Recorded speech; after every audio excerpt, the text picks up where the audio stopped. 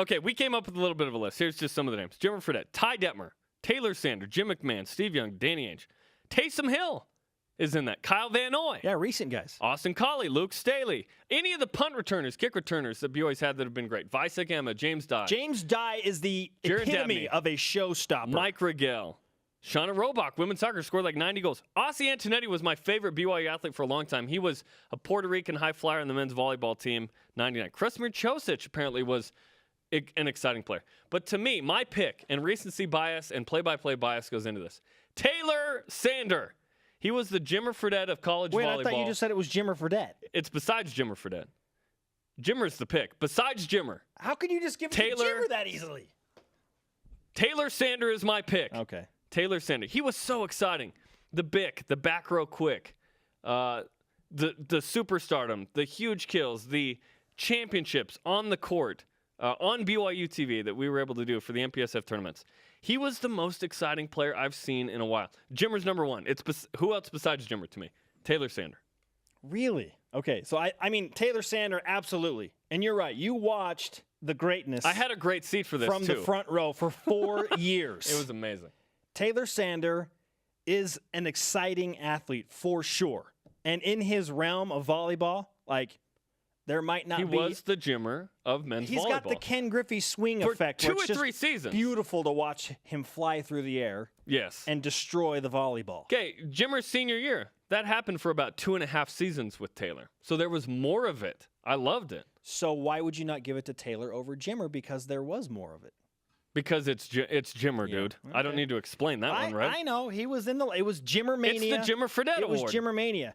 But here's the thing. Social media plays Jimmer had the benefit of Twitter and Facebook and YouTube. Like, that it became out of control big because of social media. Can you imagine Ty Detmer now in social media driven, a 5'11", 170-pound kid from Texas throwing for over 5,000 yards in a season, beating the #1 ranked team in Miami? I mean, can you imagine how he would have benefited from social media? It would have been nuts. I wonder the effect that social media would have, for better or worse. How many results would have changed because we have replay that are different nowadays? Who knows? That's a totally different topic. Who's your guy? Ty Detmer. Or girl? Okay, it's Ty. He stole my heart as a BYU fan. Thanks, Dashboard Confessional. I was like 8 years old, and he was magical. He was a magical figurine in the world of BYU sports to me.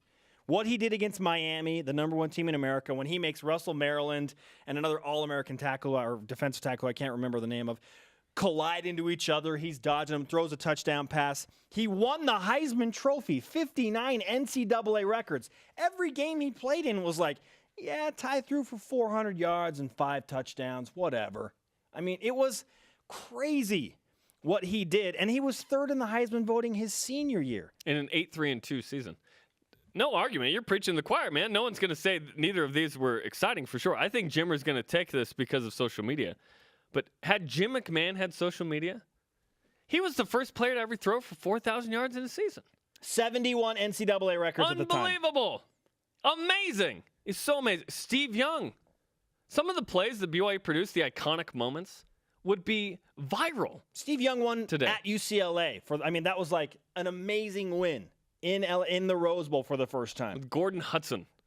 Yeah. How about Kyle Van Noy recently? I thought he was a very exciting player. We don't have a ton of defensive players on just our kind of rough list that we put together this morning. There have been some tremendous defensive players. Omar Morgan's name got thrown out there. In terms of, when we say exciting, I think the criteria that we kind of came up with was explosiveness, huge play in a huge moment, go-to player, could score at any moment type of thing. In football, men's basketball, deep threes or dunks or whatever. There have been a lot of guys that have done awesome things. Johnny Linehan in rugby, among others.